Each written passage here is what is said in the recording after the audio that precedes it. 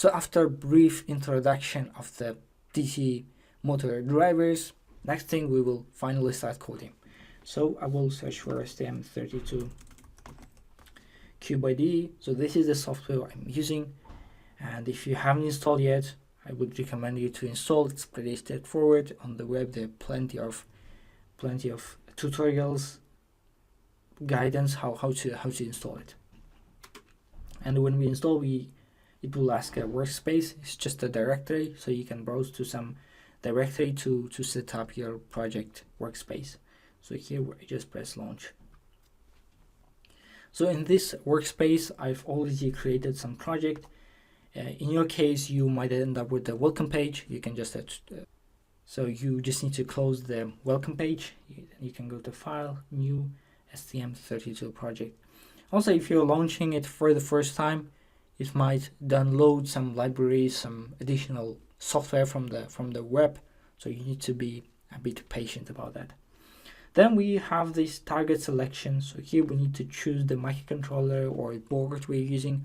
So in my case, I'm using the board, so I will choose board selector. Then I need to write the, so I'm using Nuclear G491. So this one, I just press it and I press next.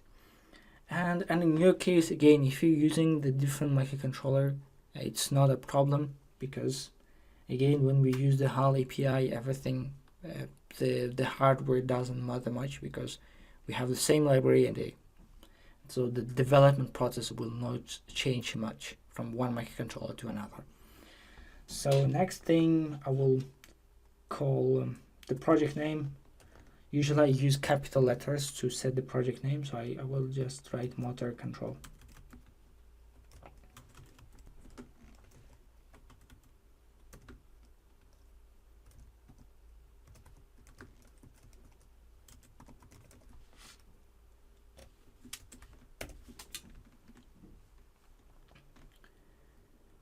Finish. So here it will show some examples that we can load, so I will unselect all, press OK. Okay, finally I have this graphical representation of the microcontroller I'm using, and hopefully we are in the same page. Hopefully you also successfully loaded this page. And as you see, we have plenty of pins, and we can use multiple multiple pins to generate the PWM signal, and the question is which one to use.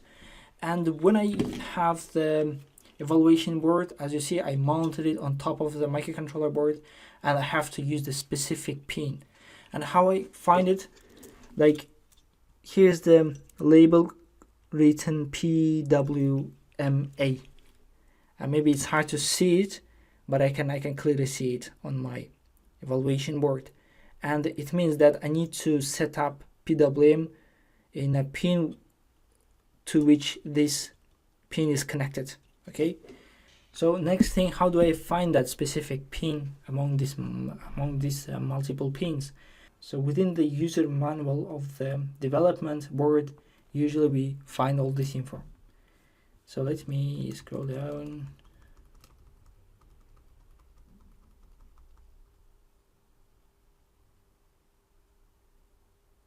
Here it is. So in my case, it is connected to this pin. You can hopefully see it just over here. So it is PB4. Okay, it's written just over there, PB4. And then I go to my project, then I go to PB4, I find the PB4, which is just over there, and I need to generate a PWM signal in this pin. And for that, among these many options, I will choose timer 3 channel 1, because the PWM is generated with the help of the timer peripheral, so that's why I need to choose this timer 3 channel 1. Another thing is that I have a PHA pin to control to control the direction of the movement, which is PB10, which is just over there. So on top of PB4 I have PB10. Then I go to my project, I have PB10. It should be, tell me where it is. Yeah, just over there, PB10. And here I will choose GPIO output. And I can add the label. I can call it PHA. So to add the label, you just press the right button of the mouse, enter your label. This one I call it PWMA. It's not necessary, but it might be helpful later. So I configured the PWM pin.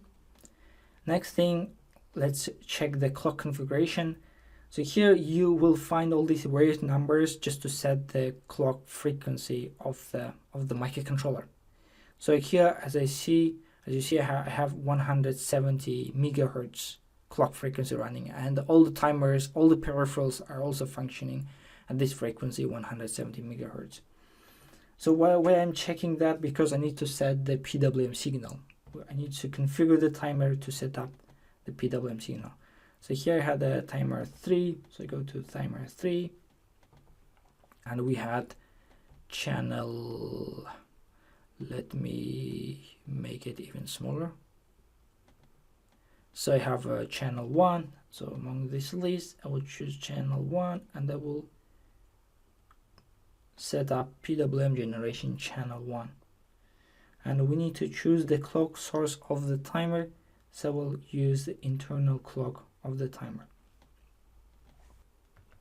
So next thing, we need to configure the timer, the rest of the parameters of the timer to generate the PWM signal. So for that, we can refer to the article on my website. I think everything is explained pretty well in this article. So I have this illustration of the PWM signal. So we have the two important parameters of the PWM signal, which is the period and the pulse width, the duty cycle. And related to the timer, we can look at this diagram. So the first thing, we need to set up the prescaler of the timer. So as I said, we have 170 megahertz running.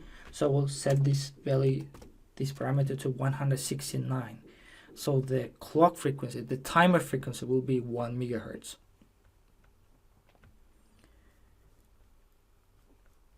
Okay, this is really important.